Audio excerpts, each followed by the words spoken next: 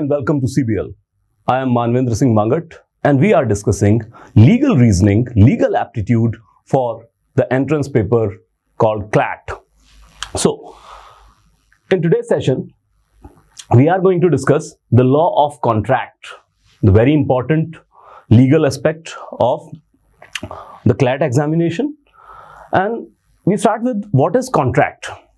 So, the Indian Contract Act 1872 defines that contract is an agreement enforceable by law. वो सारे agreement जिस चीज पे दो पार्टी एग्री करती हैं, अगर वो कोर्ट ऑफ लॉ में इन्फोर्स कराए जा सकते हैं, legality is attached with any agreement, then that agreement will be called as the contract. So याद रखें, हर एग्रीमेंट कॉन्ट्रैक्ट नहीं होता है.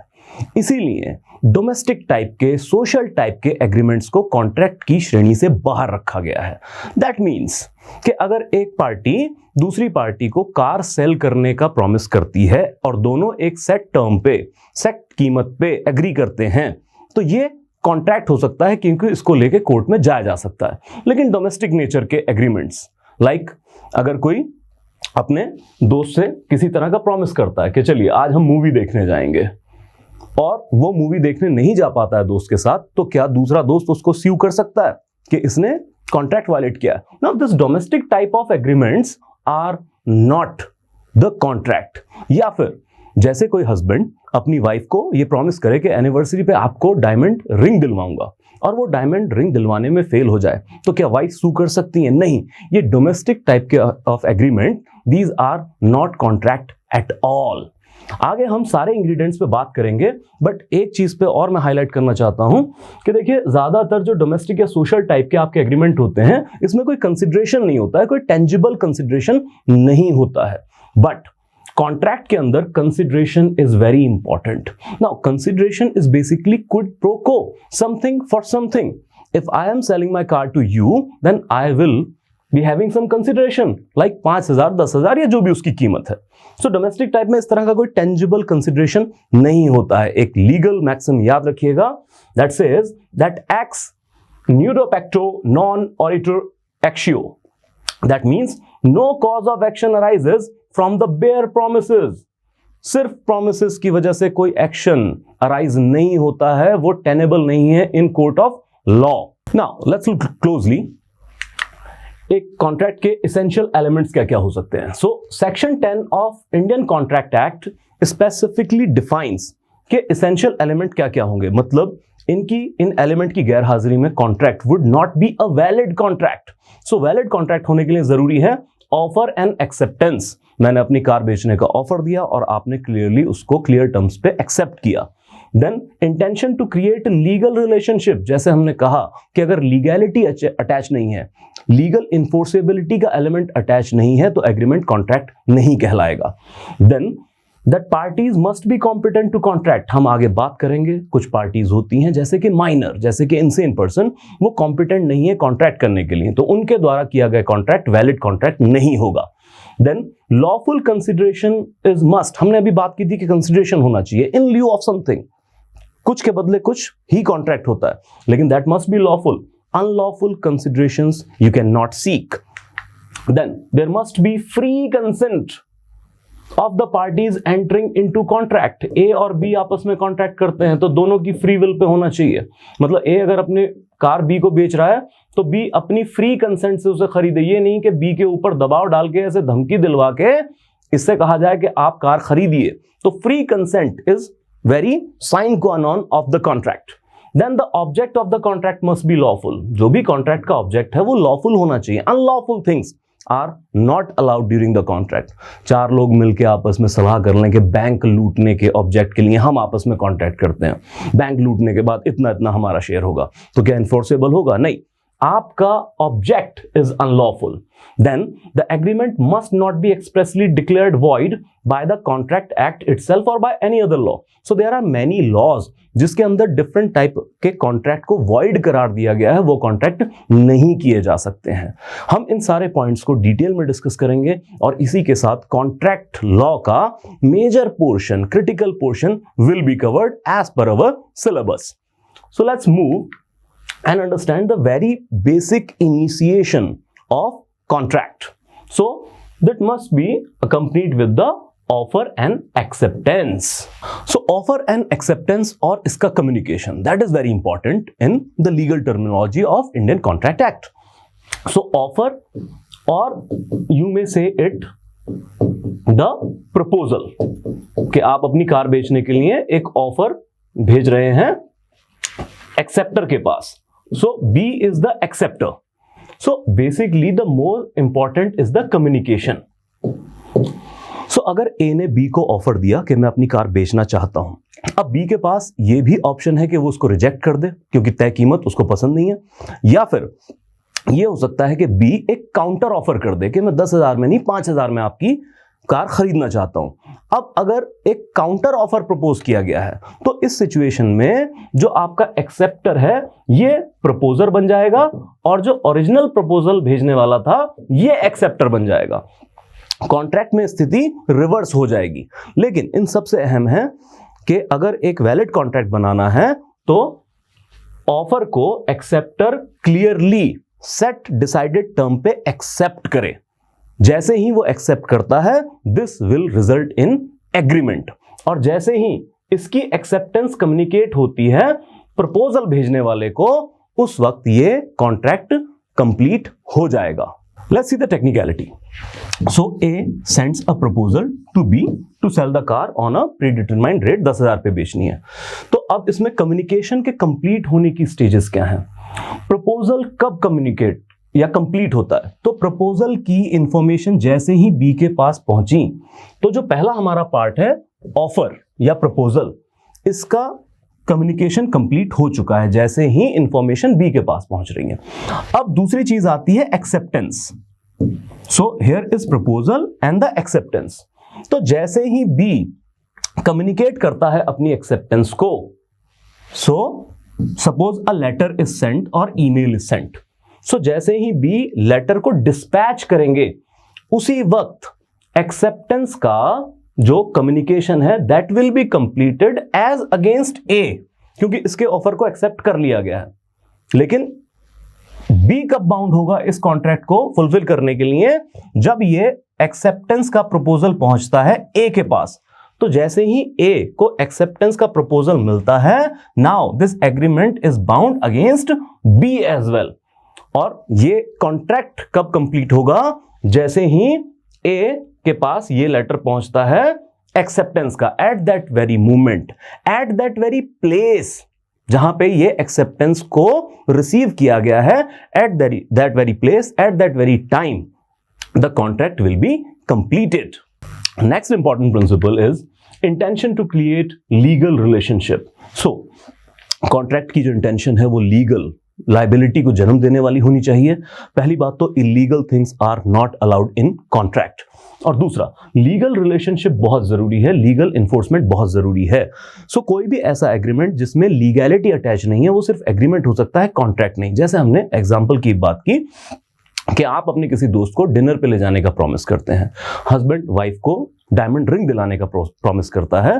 तो ऐसे एग्रीमेंट्स के अंदर बिकॉज लीगल रिलेशनशिप नहीं है, ये तो आपका आपसी या तो डोमेस्टिक या फिर एक सोशल रिलेशनशिप इमर्ज हो रहा है, तो ये कॉन्ट्रैक्ट की श्रेणी में नहीं आएगा. Then offer and invitation to offer, this is very common in the markets. So basically there are many sellers जो basically invitation to offer use करते हैं डे टू डे बिजनेस के अंदर. Like there is a book seller और उसने अपनी किताबों को विंडोज के अंदर शो अप किया है कि जो भी चाहे उनको आके खरीद सकता है. बट अच्छा, उस पर प्राइस टैग भी लगे हो सकते हैं, लेकिन क्या एक बायर अंदर आके फोर्स कर सकता है कि क्योंकि आपने डिस्प्ले की अपनी बुक्स और अब मुझे ये खरीदनी है और आप फोर्स्ड हैं मुझे इस दाम पे बेचने के लिए? सो ये अभी कॉन्ट्रैक्ट बना ही नहीं है. यहां पे बेसिकली जो सेलर ने अपनी बुक्स को शोकेस किया है वो इसलिए किया है कि उसने ऑफर्स के लिए इनवाइट किया है लोगों को कि आप आइए और मुझे ऑफर दीजिए कि आप मेरी इन चीजों को खरीदना चाहते हैं. So this is basically not an offer, rather an invitation to offer. Like सब्जी की दुकान पे आप जाते हैं, उसमें सब्जियां सजाई हैं, अब उस पर तो प्राइस टैग भी नहीं होता है अक्सर, तो जाके अक्सर आप देखेंगे कि मोल भाव किया जाता है। सबसे पहले बायर ही वहां पे जाके कह रहा होता है, हाँ जी आलू कैसे दिए, भिंडी कैसे दी है, फिर रेट के ऊपर बहस होती है। So in these cases this is basically an invitation to offer, कि दुकान वाले ने सामान सजा दिया है, कोई आएगा ऑफर देगा और फिर जो सेलर है वो उसको एक्सेप्ट करेगा। So this is different from offer, this is basically invitation to offer. Then offer and general offer, फर्क सिर्फ इतना सा है कि अगर आपने किसी स्पेसिफिक पर्सन, किसी स्पेसिफिक बॉडी को ऑफर या अपना प्रपोजल भेजा है, तो ये स्पेसिफिक जो बॉडी की तरफ गया है आपका, ये बनेगा आपका स्पेसिफिक ऑफर किसी एक टेंजिबल थिंग के लिए। लेकिन अगर आप ऑफर ओपन करते हैं टू वर्ल्ड एट लार्ज और to community at large, then it will be called as general offer. एक एग्जांपल के साथ समझते हैं, दैट मान लीजिए किसी का कोई डॉग वो गुम हो गया है, जैसे किसी ने साइबेरियन हस्की रखा हुआ है और वो गुम हो गया, चोरी हो गया, and what ever the thing, and he announced in the newspaper that whoever finds my dog and restore it with me, I will give 10,000 rupee, 10,000 रुपए दूंगा। अब यहां पे आपने किसी स्पेसिफिक इंसान या स्पेसिफिक एजेंसी के लिए ऑफर नहीं किया कि आपको दिया जाएगा, आपने जनरल ऑफर खोल दिया है।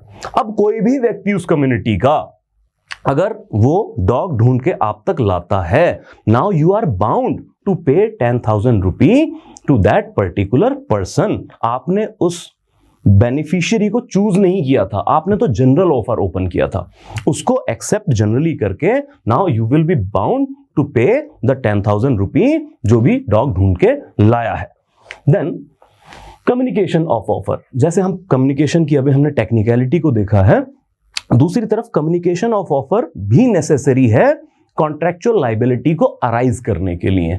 जैसे ठीक पिछले एग्जांपल में कम्युनिकेशन ऑफ ऑफर की एक और टेक्निकलिटी को समझने के लिए पिछला एग्जांपल उठाते हैं। आपने अखबार में ये एडवर्टीजमेंट निकाल दिया कि जो भी मेरा डॉग ढूंढ के लाएगा 10,000 रुपए दिए जाएंगे। अब जो ढूंढ के लाया है डॉग, अगर उस तक ये आपका ऑफर कम्युनिकेट हुआ है और इसी ऑफर की लाइट में वो डॉग ढूंढकर आप तक लाया है, तब आप बाउंड होंगे 10,000 रुपए देने के लिए। लेकिन मान लीजिए आपका कोई पड़ोसी या कोई भी व्यक्ति जिसको इस ऑफर की कम्युनिकेशन ही नहीं थी, जब उसको पता ही नहीं था कि इस कुत्ते को ढूंढने के लिए 10,000 रुपए का प्राइज मनी है, लेकिन उसको बाई चांस वो डॉग मिल जाता है और वो आप तक ले आता है।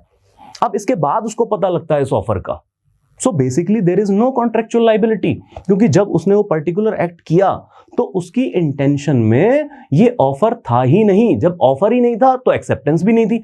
अब ऑफर और एक्सेप्टेंस इसकी कम्युनिकेशन ना होने की वजह से द बेसिक इंग्रेडिएंट जो होना चाहिए कॉन्ट्रैक्ट के लिए वो एग्जिस्ट ही नहीं करता है, तो कॉन्ट्रैक्ट एग्जिस्ट नहीं करता है। और इस केस में अगर आपका डॉग है तो आप 10,000 रुपए इस अनजान व्यक्ति को देने के लिए लायबल नहीं ठहराए जाएंगे।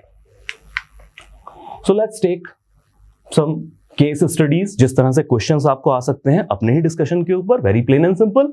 सो there is a legal principle that law does not take notice of trifles, छोटी छोटी चीजों का, बहुत माइनर चीजों का, सोशल डोमेस्टिक टाइप की चीजों का ध्यान या उसकी लीगैलिटी को इंडियन कॉन्ट्रैक्ट एक्ट के अंदर इन्फोर्स नहीं किया जाता है। So let's go a factual situation. A proposes to his neighbour B that they both should go together for a morning walk. दोनों चलेंगे भाई। B agrees to the proposal and it decided that both of them would meet at a particular point at 6 a.m. in the morning, from where they would set off for the particular morning walk.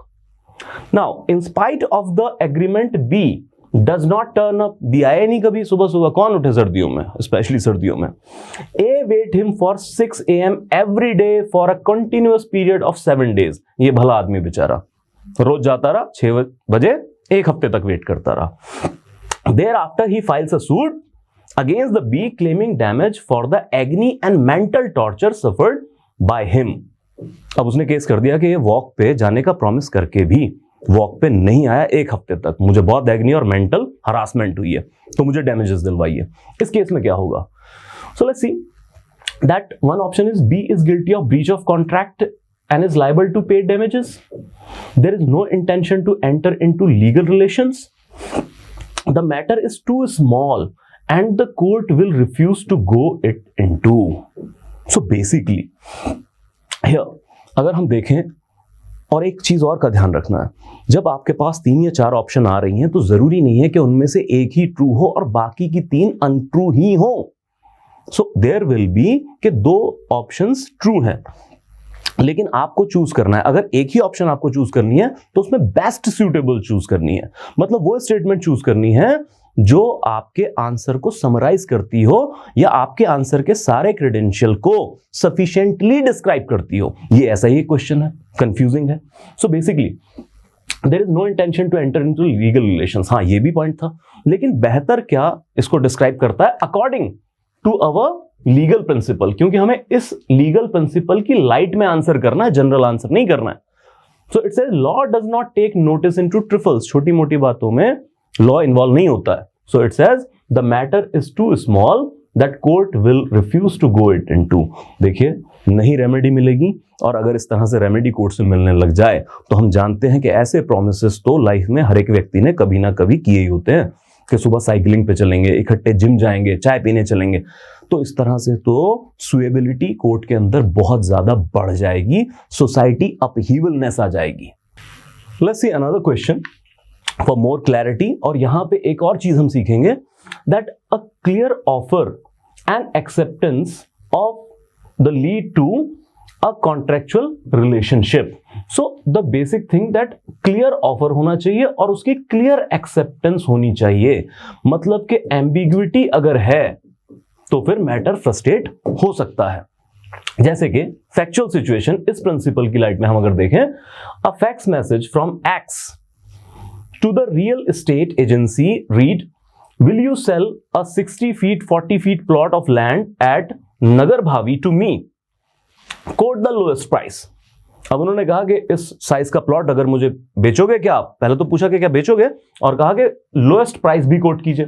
The real estate agency replied, the lowest price for the site measuring which you asked 60-40 dimension at Nagarbhavi is 15 lakh रुपए, इतने का है।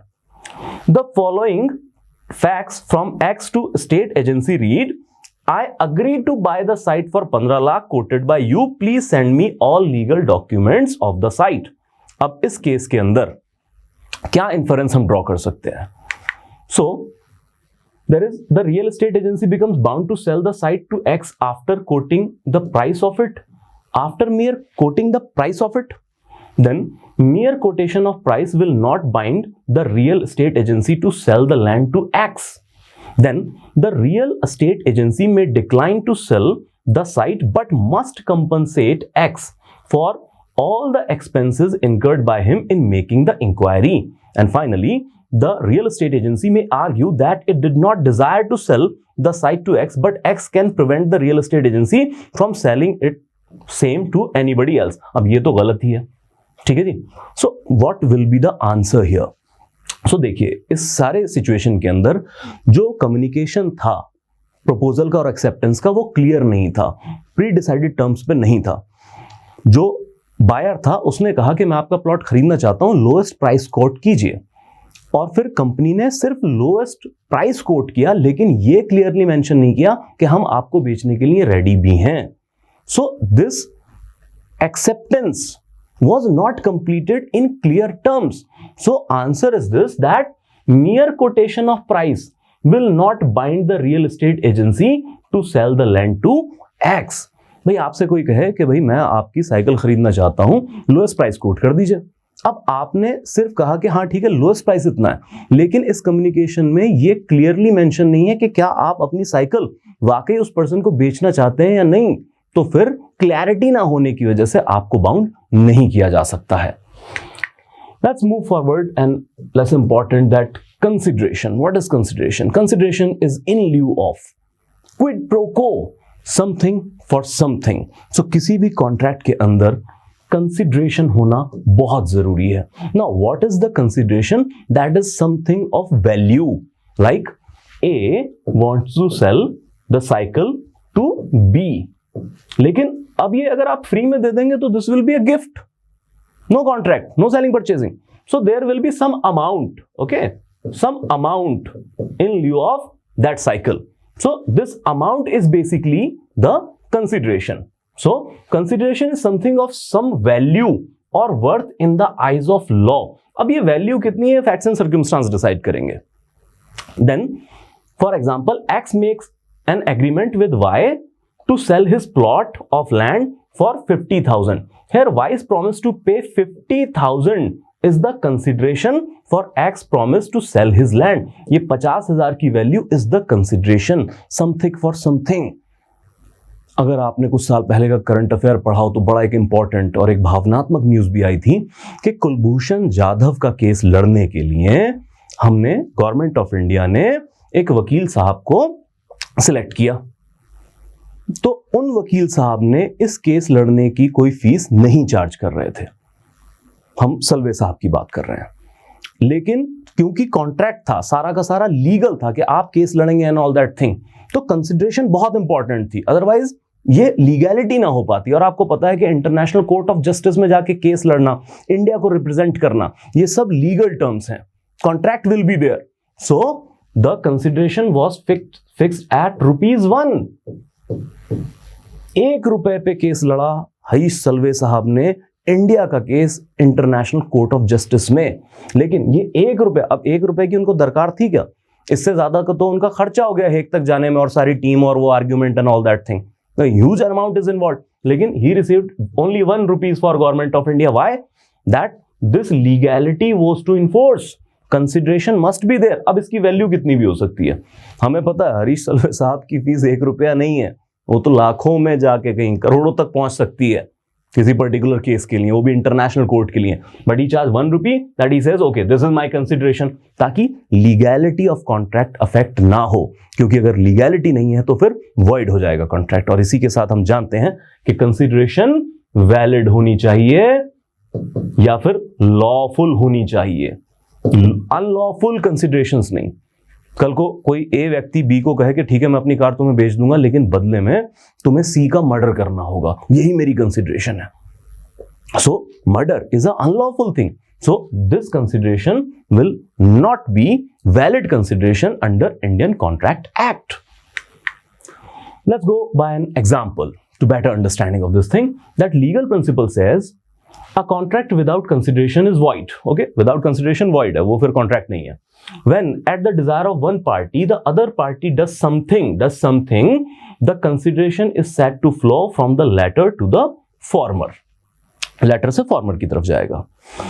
Factual situation: a house was on fire and a child was trapped inside it. Everyone shouting for help. A brave onlooker, hearing the shrieks of the child, went inside the house and brought him out. अब इस पे खुश होके the grateful father of that child announced that he will pay the rescuer 10,000 rupees. अब उसको देंगे हम, ये अनाउंस कर दिया, लेकिन subsequently he rejected. उस वक्त तो भावनाओं में बोल गया, बाद में बोला नहीं मैं नहीं दूंगा, सो रेस्क्यूअर ने sue कर दिया, किसने प्रॉमिस किया था मुझे देने के लिए। अब यहां पे क्या हो सकता है, that father must pay for the service rendered to the rescuer, or rescuer is not entitled to payment, he acted on his own, then commercial consideration cannot be applied to humanitarian institutions. Now these two are false. Here the result will be कि देखिए जब उस rescuer ने वो particular act perform किया तो that particular act was not in lieu of 10,000 rupees, तब तो ये ऑफर था ही नहीं, और उसने खुद की विल पे ये एक्ट परफॉर्म किया। सो क्योंकि जब वो एक्ट परफॉर्म हो रहा था तब कंसिडरेशन नहीं थी, and without consideration a contract is void, hence this is not enforceable, कोई पैसा नहीं दिया जाएगा। Let's move on and we see competency to the parties। हम बात कर रहे हैं लगातार कि देखिए पार्टी होनी जरूरी है कॉन्ट्रैक्ट की, कोई खुद से ही कॉन्ट्रैक्ट नहीं कर सकता है, खुद से प्रोमिसेस किए जा सकते हैं, है ना, और जो हम वो न्यू ईयर पे अहद उठाते हैं, क्या कहते हैं उनको, रेजोल्यूशंस, कि मैंने नया रेजोल्यूशंस लिया है, तो वो रेजोल्यूशंस हो सकते हैं, खुद से कॉन्ट्रैक्ट नहीं हो सकता। So valid thing is this, party होनी चाहिए ए एंड बी पार्टी, ठीक है, तो कम से कम 2 और इसके अलावा तो कितनी भी पार्टी टू कॉन्ट्रैक्ट हो सकती हैं। Now the thing is this कि ये पार्टीज की कंपिटेंसी कौन है, कौन कॉन्ट्रैक्ट कर सकते हैं या कौन कॉन्ट्रैक्ट नहीं कर सकते हैं, कैपेसिटी टू कॉन्ट्रैक्ट नहीं है। सो one of the plain thing as per ICA Indian Contract Act, it says any person who has attained the age of majority and who has not been disqualified from entering into contract is competent. तो सारे ही adult लोग जिनको किसी law के द्वारा prohibit नहीं किया गया है टू कॉन्ट्रैक्ट, वो सब कॉन्ट्रैक्चुअल कैपेसिटी में खरे उतरते हैं और competency to become a party complete करते हैं. सो इसका रिजल्ट बेसिकली ये है जो आईसीए में आपका लिखा हुआ है, that a minor then a person of unsound mind and a person disqualified by law to contract do not hold competency to create contractual liability or legality. So एक minor unsound mind जो पागलपन का शिकार है या फिर जिसको कानून के तहत रोका गया है, ये व्यक्ति कॉन्ट्रैक्ट नहीं कर सकते हैं. सो माइनर का contract has no value, unsound mind के पर्सन का contract has no value. Same जिसको बार किया गया है उसका भी contract has no value, it is void. Now let's go deeper into and we take minor and rule of estoppel. So let's focus at minors clause. और क्या minor को किसी सिचुएशन में रीपे करने के लिए या कॉन्ट्रैक्चुअल लायबिलिटी को निभाने के लिए कंपेल किया जा सकता है. So there is a minor and rule of estoppel. और रूल ऑफ एस्टॉपल कहां पे लागू होता है? जहां पे किसी माइनर ने अपने आप को मेजर बता के या फिर जिससे वो कॉन्ट्रैक्ट कर रहा है उसके सामने अपने आप को मेजर प्रपोज करके वो कॉन्ट्रैक्ट कर लिया हो. लेकिन क्या रूल ऑफ एस्टॉपल लागू होगा? सर्टेन केसेस में, मेजर केसेस में नहीं. जैसे हम बात कर रहे हैं दैट चलिए एक माइनर ने अपने आप को मेजर प्रपोज किया और जिससे कॉन्ट्रैक्ट किया, जिससे किसी से लोन लिया, दिस इज माइनर, ओके, और इन्होंने ए से कुछ लोन लिया ये बता के मैं तो मेजर हूं. ठीक है जी. तो इस केस में क्या minor will be liable to repay? And the famous landmark case of Mohori Bibi, इस केस के अंदर क्लियर कट रूल अप्लाई किया गया that rule of estoppel does not imply in the case of minor. तो चाहे ये माइनर ने अपने आप को मेजर बता के कॉन्ट्रैक्ट किया तब भी इसको मजबूर नहीं किया जाएगा कॉन्ट्रैक्चुअल लायबिलिटी को पूरा करने के लिए. इस केस में लोन को रीपे करने के लिए माइनर को मजबूर नहीं किया गया था. लेकिन आगे एक और रूल है that minor and rule of restitution. कुछ तो बेनिफिट आप प्रोवाइड करें इस फॉल्स केस के अंदर. अगर कोई माइनर अपने आप को मेजर बता के किसी कॉन्ट्रैक्चुअल लायबिलिटी के अंदर जाता है तो जिसने कुछ बेनिफिट उस माइनर को दिए उसका टोटल लॉस ना हो, उसको कुछ रेस्टिट्यूशन दिया जाए. सो बेसिकली इसके अंदर, इस रूल के अंदर प्रपोजल यही है कि अगर माइनर ने कुछ ऐसे बेनिफिट्स उनसे लिए हैं जो कि उसकी एस्टेट के अंदर या उसको कुछ परमानेंट बेनिफिट प्रोवाइड करते हैं, टेम्परेरी बेनिफिट नहीं, अगर परमानेंट बेनिफिट प्रोवाइड करते हैं तो फिर वो परमानेंट बेनिफिट उसको रिस्टोर करने पड़ेंगे या रीपे करने पड़ेंगे जिनसे बेनिफिट उसने लिया है.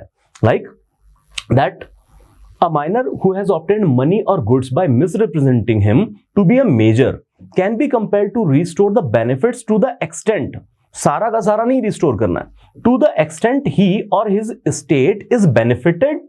And if some benefit of permanent nature has been accrued to him, he has to restore that benefit, repay that benefit under the rule of restitution. So ये कुछ particular position है जहां पे माइनर को भी कॉन्ट्रैक्चुअल लायबिलिटी निभानी पड़ सकती है. फॉर एग्जाम्पल अगर किसी माइनर ने अपने आप को मेजर बता के कुछ लोन लिया और उससे कोई कार ले ली है, कोई घर परचेज कर लिया है, तो ऐसा घर या कार जो उसकी स्टेट में कुछ परमानेंट टाइप का बेनिफिट उसको प्रोवाइड कर रहे हैं ये उसको वापस करना होगा. However for loan like for education, for खाना पीना, कपड़े, ठीक है, ड्रिंक्स कुछ टाइप की, तो ये उसको रीपे करनी नहीं होंगी. टेम्परेरी टाइप के बेनिफिट्स को रिस्टोर करने के लिए रूल ऑफ रेस्टिट्यूशन को लागू नहीं किया जा सकता है. Now we move to person of unsound mind. अब वी नो दिस थिंग कि जो अनसाउंड माइंड का पर्सन है, जो पागलपन की कैटेगरी के अंदर आते हैं, वो कॉन्ट्रैक्चुअल कैपेसिटी कर ही नहीं सकते हैं क्योंकि उनकी consent has no valid ground, उनकी विल फ्री विल है ही नहीं. That is under insanity, unsoundness of mind. But इसके अंदर एक क्लॉज आता है. अब अगर कोई व्यक्ति परमानेंटली अनसाउंड माइंड है तो उसकी कॉन्ट्रैक्चुअल कैपेसिटी है ही नहीं और उसके खिलाफ कॉन्ट्रैक्चुअल लायबिलिटी को पूरा करने के लिए सूट फाइल नहीं किया जा सकता है.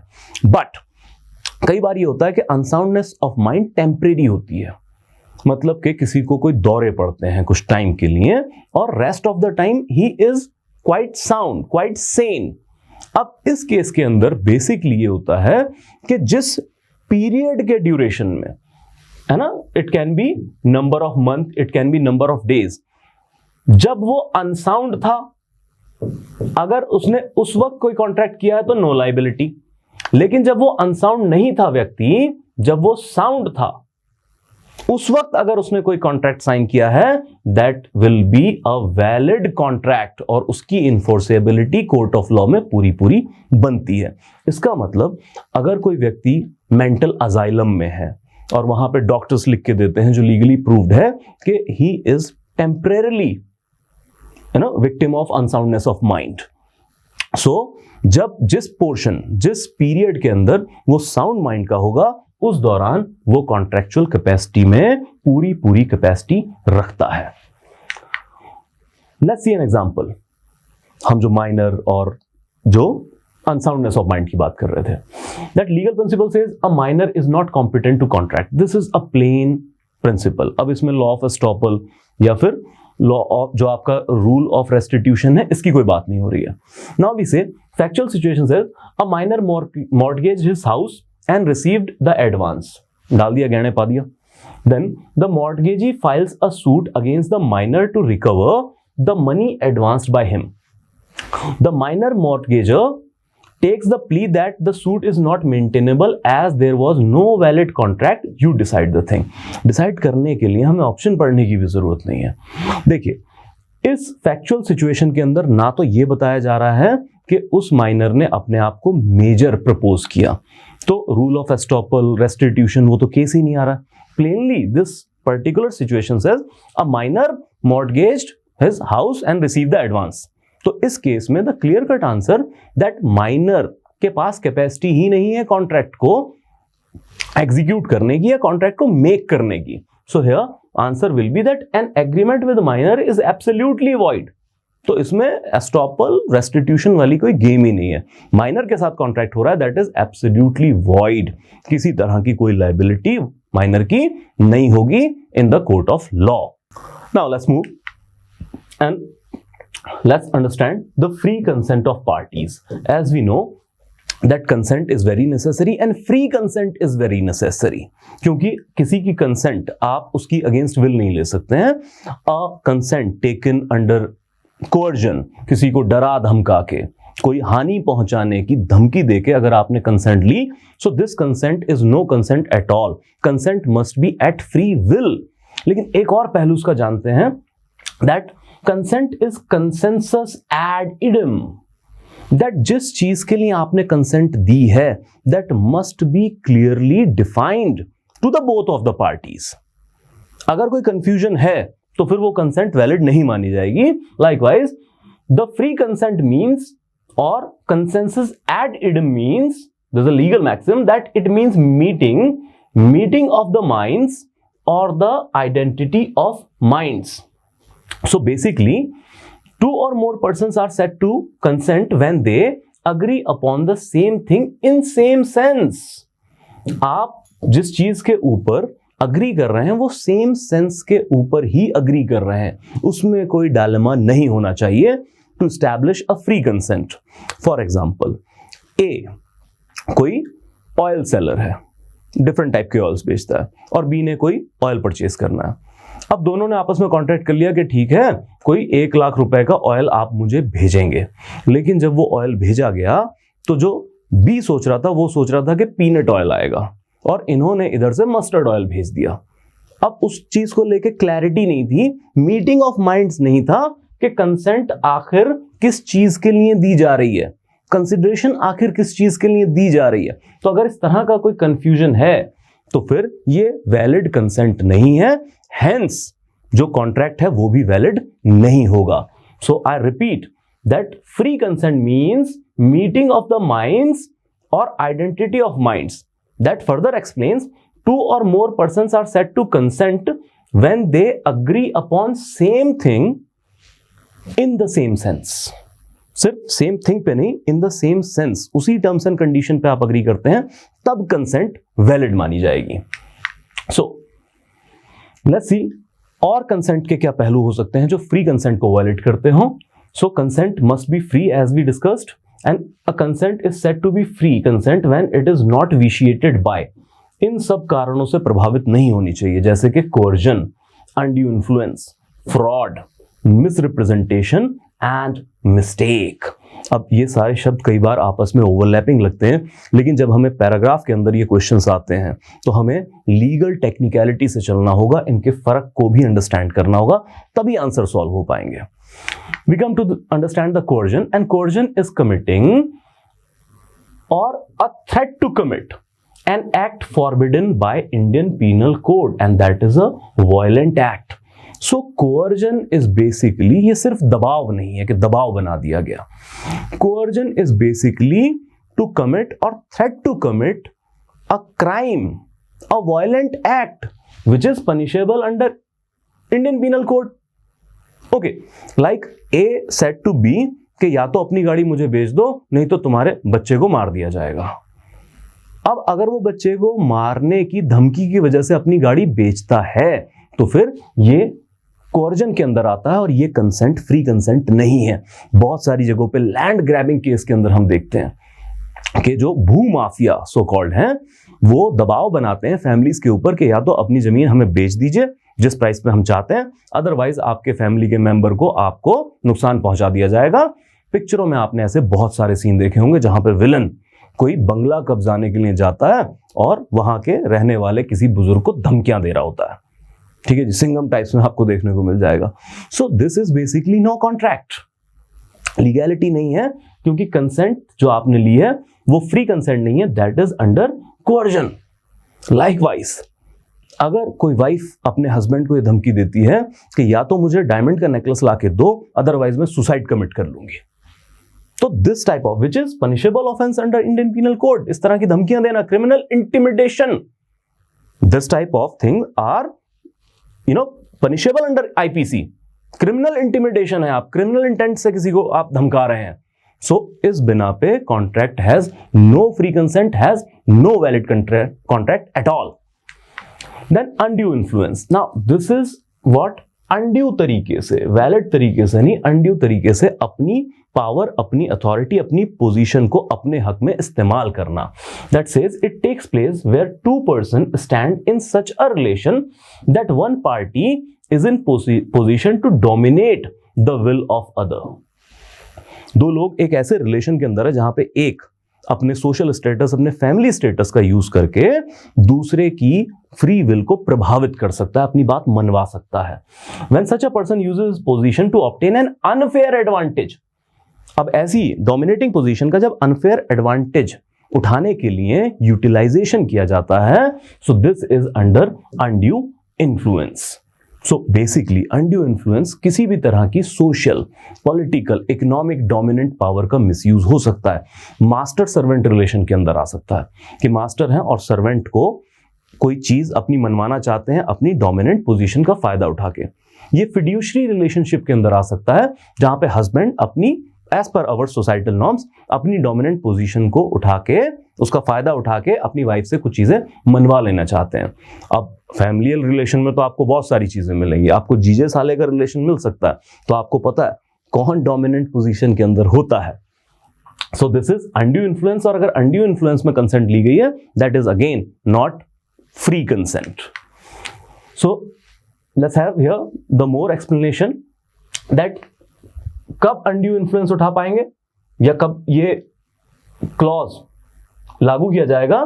That is he has the real or apparent authority over the other, or he stands in fiduciary relationship with him, as we discussed fiduciary relation, husband wife.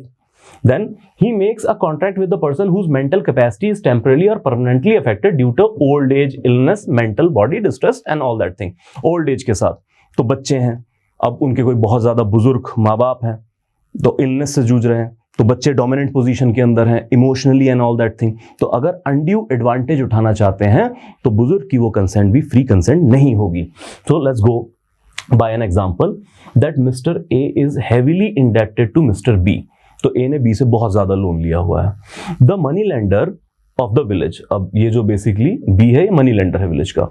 So B gets an agreement signed by A which he sells all his land to B at a price much below, say 1/4 of the existing market price of the land.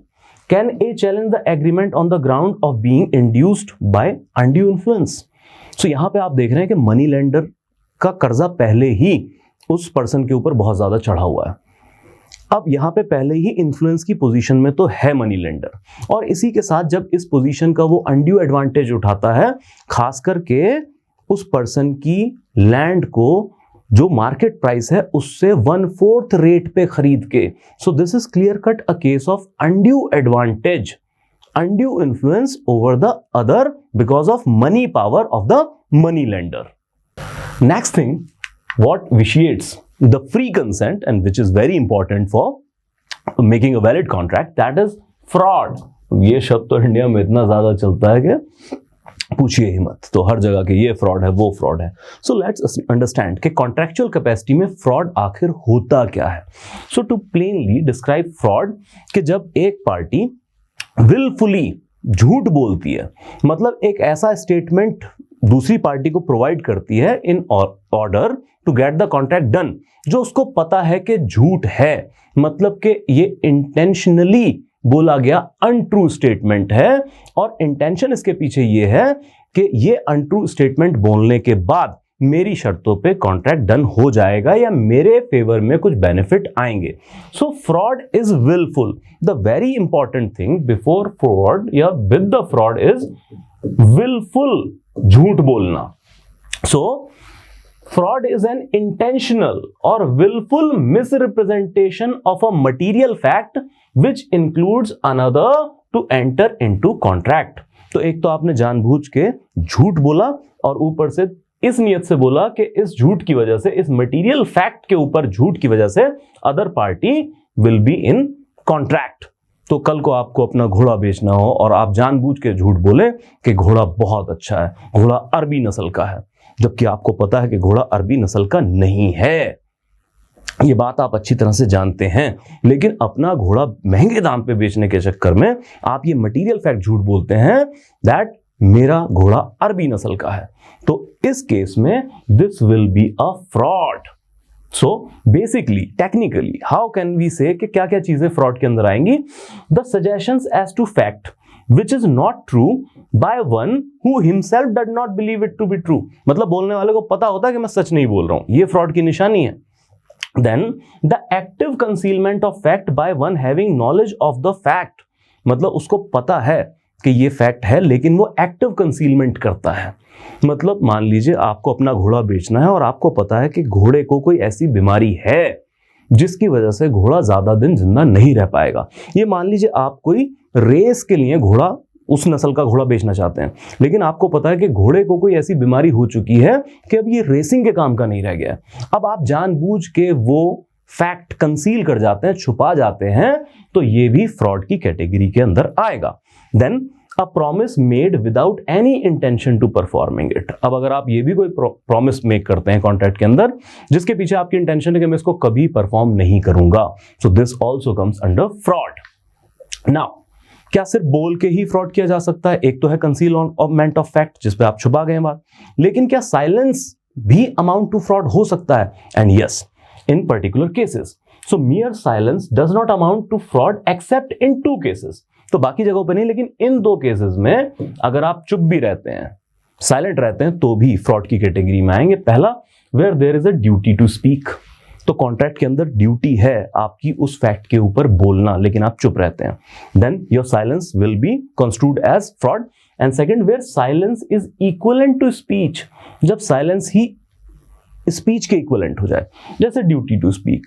तो किसी contract में लिखा गया आप गाड़ी बेचना चाहते हैं और कॉन्ट्रैक्ट के अंदर क्लियर कट लिखा है that you have to mention any defect in the car. Now this is your duty to speak.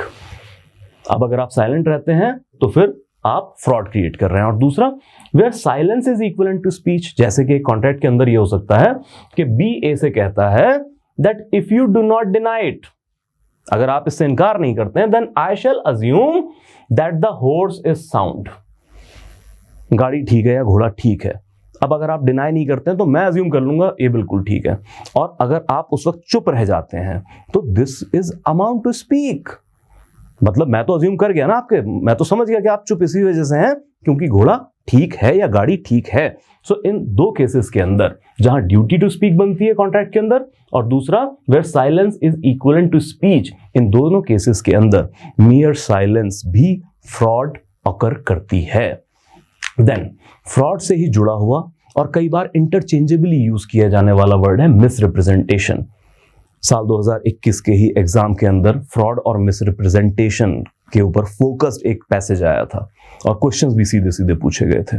So what is misrepresentation and how it is different from the fraud. Fraud के अंदर हमने देखा है there is a wilful telling of untrue statement, लेकिन यहां पे wilful missing है।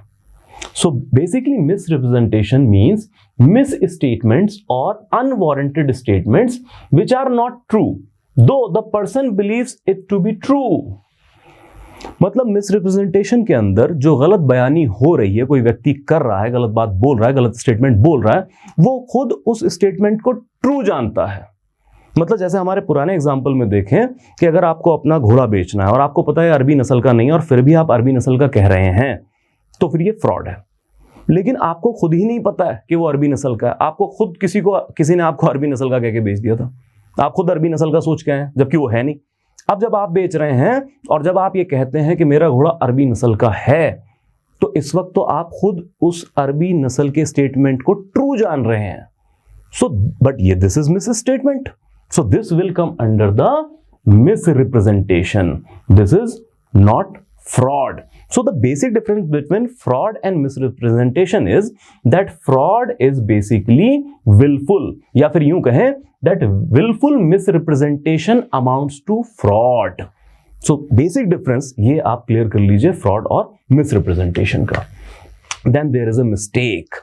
So one is fraud, willful, then your misrepresentation जहां पे willful नहीं है, आप अपने झूठे स्टेटमेंट को खुद ही ट्रू मान बैठे हैं। Then it comes mistake, and mistake of fact also vitiates the contract। Now mistaken party cannot have a free consent। गलती के अंदर जो आप कंसेंट दे रहे हैं ये फ्री कंसेंट है ही नहीं। So mistake misleads a party or both the parties to enter into contract। So but ये याद रखिए कि मिस्टेक कॉन्ट्रैक्ट को विशिएट कब करेगी? When the mistake is to be related some essential element of the contract. मतलब छोटी मोटी मिस्टेक है तो उसको नजरअंदाज कर देंगे, हमने पहले ही बात की है, लॉ ट्रिफल एक्ट का कॉग्निजेंस नहीं लेता है। बट अगर कोई ऐसी मिस्टेक हुई है which is essential to the contract, then this will be vitiating the very contract itself. So contract act states where both the parties to an agreement are under a mistake as to matter of fact essential to the agreement, the agreement is void। So essential fact के ऊपर mistake हुई होनी चाहिए। Example से clear करते हैं। मान लीजिए ए है एक व्यक्ति और इसके पास दो प्लॉट है, एक्स है और वाई है, ठीक है जी। अब कोई और एक व्यक्ति है बी, उसने ए से टेलीफोन के ऊपर बात की और उनके प्लॉट खरीदने के लिए इंटरेस्टेड है। दोनों में एग्रीमेंट हुआ कि 10,000 के बदले में एक प्लॉट बेचा जाएगा, लेकिन ए सोच रहा था कि मुझे एक्स प्लॉट बेचना है और बी सोच रहा था कि वाई प्लॉट। मतलब कि 10,000 कीमत ए ने सोची मेरे एक्स प्लॉट की और एक्स बेच दूंगा, लेकिन वाई सोच रहा है कि 10,000 कीमत है वाई प्लॉट की और मुझे वाई खरीदना है। और दोनों में से किसी की भी wilful misrepresentation which is amount to fraud वो नहीं है, दोनों अंडर मिस्टेक ये काम कर रहे हैं। So this will be a classic case of mistake, hence that particular clause will vitiate the very contract itself। Now let's move and we see the agreement specifically declared void। So Indian Contract Act ये specifically लिखता है कि कुछ type के contract जो हमारी social policy के लिए, पॉलिटिकल पॉलिसी या इकोनॉमिक पॉलिसी के लिए ठीक नहीं है, उनको हम void ab initio डिक्लेयर करते हैं। सो वो शुरुआत से ही void है, that will have no legal enforceability। ये कॉन्ट्रैक्ट या तो किए ही नहीं जा सकते हैं और अगर कोई कर भी लेता है तो इनको कोर्ट ऑफ लॉ में एग्जीक्यूट नहीं किया जा सकता है. This type of contract has no enforceability in court of law. So, the void contract under ICA 1872 are agreement in restraint of marriage.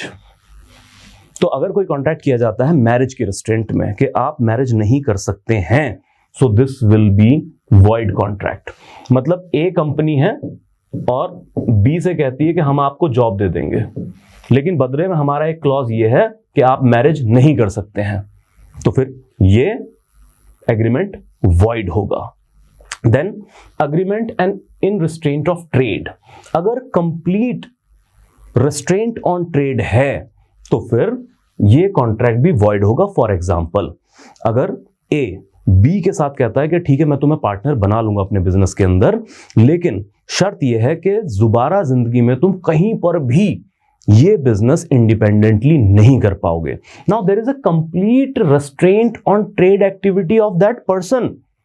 This will be a void. हालांकि हम अगर detail में जाके देखें तो पार्शियल रेस्ट्रेंट हो सकता है. जैसे इस केस में ए बी से ये कह सकता है कि ओके मैं तुम्हें अपनी कंपनी में शामिल कर रहा हूं, लेकिन तुम मेरी लोकल सराउंडिंग में 2 साल तक के लिए या जब तक मेरी कंपनी में हो पैरेलल ये इंडिपेंडेंट बिजनेस नहीं करोगे. So that will B partial restaurant, that will be allowed. So complete restraint of trade will have no contract. Then agreement in restraint of legal proceedings.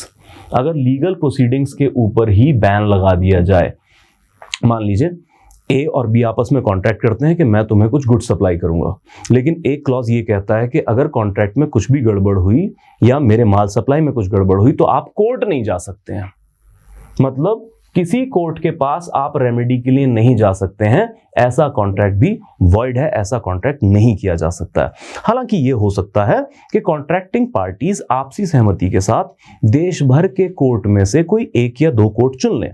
मान लीजिए एक व्यक्ति ने पटियाला से अंबाला कुछ सामान बेचना था, तो पटियाला कोर्ट और अंबाला कोर्ट की ज्यूरिसडिक्शन तो बनी रही है. ये दोनों जगह कॉन्ट्रैक्ट पार्शियली एग्जीक्यूट हो रहा है, सामान एक जगह से दूसरी जगह जा रहा है. तो यहां पे दोनों पार्टी एग्री कर सकते हैं कि अगर कुछ प्रॉब्लम आएगी कॉन्ट्रैक्ट के अंदर तो हम अंबाला या पटियाला की कोर्ट में ही केस करेंगे, किसी और कोर्ट के अंदर नहीं करेंगे.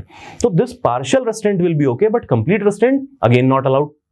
Then agreement which is not certain or capable of being made certain.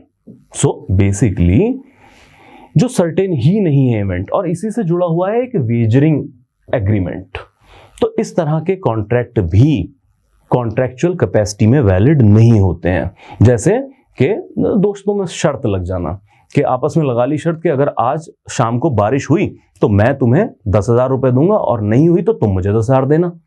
सो इस तरह के कॉन्ट्रैक्ट जो कि सर्टेन ही नहीं है, तो इस तरह के contract are completely void. Wagering agreement कोई भी वेजर टाइप की, सट्टा टाइप की चीज है कि ओके अगर आज which is the player, okay Virat Kohli, अगर आज विराट कोहली ने सेंचुरी मारी तो मैं 10,000 दूंगा और नहीं है तो तुम देना. इस तरह के वेजर टाइप के agreement are also void contracts. ये कॉन्ट्रैक्ट है ही नहीं. Then agreement to do impossible acts. So there is a basic principle of law that you cannot ask anyone to perform impossible task. अब कोई कहने लग जाए कि चलो कॉन्ट्रैक्ट रहा कि I will give you 1 crore, better enough. अगर तुम उसेन बोल्ट को 100 मीटर रेस में हरा दो, चाहे उसेन बोल्ट रिटायर ही हो चुके हैं, तो normally this is an impossible task. Usain bolt the fastest man on this earth ever alive. अब आप किसी नॉर्मल पर्सन से कहें उसको हरा दो 1 करोड़ दूंगा, तो क्या ये लीगल कैपेसिटी में खरा उतरता है? क्या कॉन्ट्रैक्ट होगा? No, you can not ask to do impossible task. अब जैसे होता है कि कई व्यक्ति कहते हैं कि जब प्रेमी और प्रेमिका अपने प्रेम में होते हैं तो प्रेमी प्रॉमिसेस मैं तुम्हारे लिए चांद तारे तोड़ के ला दूंगा. अब पहली बात तो ये जो है आपस का एक सोशल कॉन्ट्रैक्ट है. हमने पहले ही बात की डोमेस्टिक टाइप की एग्रीमेंट, सोशल टाइप के agreement has no enforceability of contract, तो पहले तो वहीं विशिएट हो जाएगा. और दूसरा, अगर कल को प्रेमिका स्यू करना भी चाहे कि चांद तारे तो तोड़ के लाया नहीं, तो भाई प्रेमी कहेगा भाई वो तो सिर्फ मेरे प्रेम की अधिकता को दर्शाने का एक माध्यम भर था, क्योंकि चांद तारे तोड़ना दिस इज इम्पॉसिबल टास्क. थोड़ा ज्योग्राफी पढ़ लो भाई. Then we come to agreement with minor. As we discussed, agreement with minor is no contract at all. Then agreement without any consideration, हमने हरीश सल्वे साहब का एग्जाम्पल किया जहां पे इंटरनेशनल कोर्ट ऑफ जस्टिस में केस लड़ने के लिए उन्होंने चार्ज किया चाहे 1 ही रुपए किया, but consideration was there. Without consideration that may be gift, that may be charity, but no contract at all. Then agreement which have been declared void by law.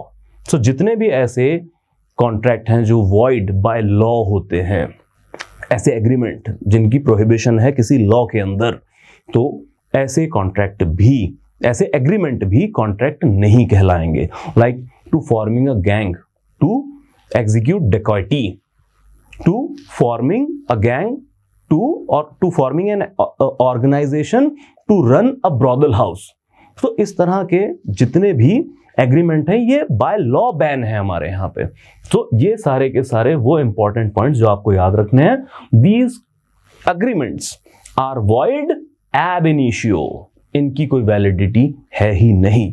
So these were the important principles with attached with the Indian contract act. और हमारे contractual law की almost सारी की सारी philosophy is summarised in these points. इन points को अच्छे से समझ गए तो एग्जाम के अंदर, पैसेजेस के अंदर कोई दिक्कत नहीं आने वाली है. The key thing is clarity. Clarity means fraud और मिसरिप्रेजेंटेशन की क्लैरिटी, दोनों में क्या फर्क है, क्योंकि एग्जैक्ट क्वेश्चन वहां पे आपको पूछे जा सकते हैं. एक और ताकीद करना चाहूंगा, कई बार इन चीजों को पढ़ने पर लगता है कि ये सवाल तो कॉमन सेंस पे भी सॉल्व किए जा सकते हैं, but again and again I reiterate this thing. First thing, common sense is very uncommon, और दूसरा, इनमें से बहुत कम 1-2 सवाल होते हैं जो शायद कॉमन सेंस पे किए जा सकें, बट मेजॉरिटी ऑफ क्वेश्चंस के लिए आपको clear, sound, legal aptitude, legal reasoning, legal knowledge चाहिए, तभी वो सवाल सॉल्व होंगे. Because even an out of doubt will lead to you the wrong answer. Then we discuss some important legal maxims. तो हम डेली कुछ ना कुछ लीगल मैक्सिम अपार्ट जो हमने वहां पे डिस्कस किए हैं. Let's come to, there is a legal maxim, furiosi nulla voluntas एस्ट, और ये कॉन्ट्रैक्ट एक्ट से भी जुड़ा हुआ है. That says mad man have no free will. जैसे हमने बात की थी अनसाउंडनेस ऑफ माइंड, और खासकर वो पीरियड जिसमें कोई व्यक्ति अनसाउंडनेस के अंदर बिहेव कर रहा है, उसकी कॉन्ट्रैक्चुअल कैपेसिटी नहीं है, वो कॉन्ट्रैक्ट फॉर्म नहीं कर सकता है. So mad men have no free will. Then there is a principle ex injuria jus non oritur. Basically, law or right does not arise from injustice.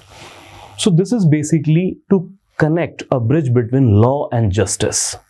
Law हमेशा justice की तरफ जाएगा, justice से ही कोई नया law arise होगा, injustice से law arise नहीं होता है. Then ex parte, this is very famous term, especially in civil cases like Contract Act. So ex parte is basically proceedings in the absence of the other party. हालांकि दोनों parties को लाजमी reasonable period दिया जाता है to represent in the case, अपने आप को रिप्रेजेंट कर सके. लेकिन अगर एक पार्टी विलफुल डिसोबीडियंस करती है कोर्ट प्रोसीडिंग्स का, तो उसकी गैर हाजिरी में, उसके वकील की गैर हाजिरी में भी मैटर डिसाइड किया जा सकता है with the presence of one party. Obviously many rules are there, but अगर एक पार्टी एब्सेंस है और दूसरी पार्टी प्रेजेंट है और सिर्फ उसकी प्रेजेंस में केस डिसाइड किया जा रहा है, प्रोसीडिंग्स चल रही हैं, तो इसको कहते हैं एक्स पार्टे प्रोसीडिंग्स या ex parte judgement. Then we come to fortum. Now this is just a play word. Now fortum is just the place where theft was committed. उस जगह पे, उस घर पे, उस मंदिर में, उस किसी भी प्लेस के ऊपर जहां पे चोरी हुई है, that place in legal maxims called fortum. This is a nice place. अगली बार जब आप अखबार में कहीं पढ़ें कि फलां जगह चोरी हो गई, तो use that word, that place, that particular positioning of place is fortum. Then we come to numo punitur pro alieno delicato. That means no one can be punished for another's crime. किसी व्यक्ति को punish कर रहे हैं तो सिर्फ उसी के क्राइम के लिए पनिश करना चाहिए, किसी और के क्राइम के लिए किसी और व्यक्ति को पनिशमेंट नहीं मिलनी चाहिए. आपने फेमस कहानी पढ़ी होगी लॉ कॉलेज में बहुत पढ़ाई भी जाती है, बहुत सुनाई जाती है, सेलिब्रेट की जाती है। ऐसे ही प्रिंसिपल्स को समझाने के लिए एक इंडियन एनेक्डोट है, अंधेर नगरी चौपट राजा। पूरी कहानी तो सुना नहीं पाऊंगा इस क्लास के अंदर, बट एंड में ये होता है कि एक कत्ल हुआ होता है शहर के अंदर और उसका कातिल नहीं मिल रहा होता, तो एक बंदे को पकड़ लाते हैं जो स्टेट है, जो पुलिस है, और वो उसको फांसी चढ़ाने लग जाते हैं। वो पूछता है कि भाई मैंने तो किया नहीं है। उन्होंने कहा हार्डली मैटर, कत्ल हुआ तो कोई ना कोई तो फांसी चढ़ेगा, हमारे राज्य का न्याय व्यवस्था ये कहती है। और ये कहानी थी अंधेर नगरी चौपट राजा की। ऐसी कहानियां, इंडियन एनेक्डोट्स जो हमें सुनाई जाती हैं, वो बेसिक इसलिए हैं कैसे प्रिंसिपल्स को हम समझ सके। That nemo punitur pro alieno delicto, no one can be punished for another's crime. I just want to raise one important thing. आपने पिछले कुछ टाइम में देखा होगा उत्तर प्रदेश और भी बाकी कुछ जगहों पे एक बुलडोजर न्याय, इसकी बड़ी चर्चा हो रही है। तो अगर कोई एक व्यक्ति कुछ गवर्नमेंट प्रॉपर्टी को नुकसान पहुंचाता है, कुछ ऐसे प्रोटेस्ट में शामिल होता है जो गवर्नमेंट प्रॉपर्टी को नुकसान पहुंचाते हैं, लॉ एंड ऑर्डर को खराब करते हैं, so the government of UP sends the bulldozer और उनके घर को बुलडोज किया जा रहा है। बट इस सारी व्यवस्था के अंदर प्रॉब्लम क्या है? प्रॉब्लम है ये प्रिंसिपल की वायलेशन। भाई एक व्यक्ति ने अगर कोई क्राइम किया है, इफ यू से इट क्राइम, के स्टेट प्रॉपर्टी को नुकसान पहुंचाया, तो आप इसको पनिश कीजिए। अगर आप उसके हाउस को डिमोलिश कर रहे हैं तो only he is not been affected, rather whole family. और in many cases, in youthful cases, हो सकता है इस एक व्यक्ति ने जिसको आप पनिश करना चाह रहे हैं, इसने शायद घर की एक ईंट भी ना जोड़ी हो। घर तो दादे परदादों का हो सकता है, बाप का हो सकता है। उस केस में आप पनिशमेंट उनको दे रहे हैं जिन्होंने वो क्राइम नहीं किया। These principles are violated. इसलिए हमें ये प्रिंसिपल्स पढ़ने जरूरी हैं कि जो हमें कई बार न्याय लगता है, we perceive it as justice, असल में वो न्याय नहीं होता है। 3000 साल, 2000 साल, 2500 साल, इतना टाइम लगा है इन प्रिंसिपल्स को इवेल्युएट होने में। ये इतने पुराने भी हैं और धीरे धीरे इनको सोसाइटी में स्टैब्लिश किया गया है समझदारी के साथ। तो न्याय में से कहीं ये प्रिंसिपल्स ना मिस हो जाए। Then we come to qui non negate fetur, that means one who does not deny admits. Now this is very basic principle. अगर आप deny नहीं करेंगे तो कई बार ये presume कर लिया जाएगा that you admit this thing. Then acta exterior indicant interiora secreta, that says act indicates the intention. हालांकि हमने पहले इससे मेंस रिया, एक्टस रियस ऐसी चीजें देखी हैं, लेकिन कई सारी चीजों में ये पता करना मुश्किल हो जाता है कि जो एक्ट है इसके पीछे की इंटेंशन क्या थी। तो एक्टस रियस और मेंस रिया, उन चीजों को और क्लैरिटी के साथ एस्टैब्लिश करने के लिए this is a principle that acta exteriora indicant interiora secreta. Intention का सीक्रेट बता रहा है आपका act, that means act indicates the intention. Now a person comes with a knife and attacks on another person and brutally attacks, like he is chopping his head and stabbing the knife in stomach or heart area. अब इसका जो particular act है इसकी intention को खुद बयान कर रहा है कि ये उस व्यक्ति को मार देना चाहता है। अलग से आपको उसका मेंजीरिया इस्टेब्लिश करने की जरूरत नहीं पड़ेगी, एक्ट उसके मेंजीरिया को खुद डिफाइन कर रहा है। Then we come to delegatus non potest delegare, that a delegated power can not be further delegated. This is very important principle in administrative laws, that delegators non-protest delegare. A delegated power cannot be further delegated. So delegation of power basically a higher authority अपना कुछ काम करने की power किसी lower authority को दे देती है, या लेजिस्लेचर अपनी रूल मेकिंग पावर एग्जीक्यूटिव को ट्रांसफर कर देती है। तो ये जो डेलीगेटेड पावर कोई अथॉरिटी रिसीव कर रही है, ये उस पावर को, उस अथॉरिटी को फर्दर डेलीगेट नहीं कर सकती है। These were the important principles. We have discussed the important legality behind the contractual laws. Now we are able to infer and also the locate what are the important ingredients of the contract. We know offer and acceptance and its communication. We know the consideration. We know the free consent. Then we know that what are the points that vitiates the free consent vis-a-vis the contract, like fraud, misrepresentation, mistake, coercion, undue influence. Then we also know that what are the specific contracts that have been declared void. What are the specific agreements that have been declared void under Indian Contract Act, like restraint of marriage, minor contract, restraint of trade, and a number of that. So finally, this is all about today's session. We'll meet soon in our next session. Thank you. Thank you so much.